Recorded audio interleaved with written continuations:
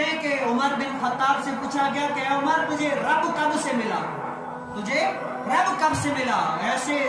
ایسے عمر بن خطاب ہیں کہ کوئی ان کے پاس جانے میں ڈرتا ہے، مدینے کی چابیاں سب کچھ یعنی سرٹیفکیٹ اپنے پاس ہے، لیکن کیا وہاں پر تلوار ننگی لے کر بیٹھے ہوتے ہیں، آتے جاتے لوگ ڈرتے ہیں ان سے، لیکن پوچھتے ہیں عمر بتا تجھے رب کب ملا؟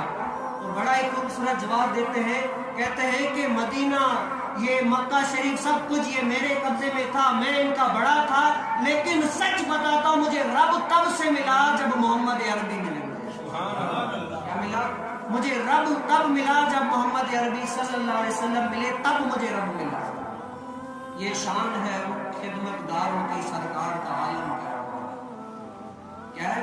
تو آیا نہ کیوں درتے بد نصیبہ، او ہزارہ رنگا وچ رنگے نے محمد۔ اگر کوئی در پر ان کے آتا ہے نا تو جھولی کبھی بھی خالی نہیں جاتا۔ کیا ہمارا تو یقین ہے کہ بھائی ان کے منگتے کبھی بھی خالی نہیں جاتے، بھر کے ہی جائیں گے، ایسے ہی نہیں جائیں گے۔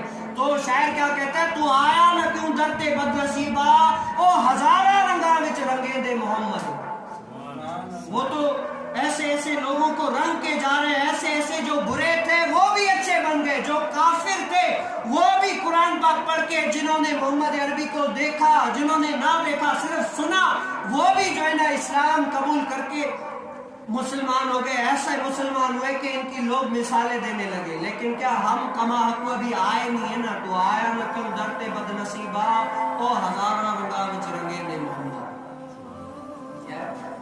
ہاں تو آتا نا حضرت سیدنا عمر بن خطاب جب اسلام لے کر آئے تو یہاں پر گھومنے لگے، عرب میں گھومنے لگے اور تلوار لے کر لوگوں کو مخاطب کرنے لگے کہ پہلے سنو میں اسلام نہیں لایا تھا، اب میں اسلام لا چکا ہوں۔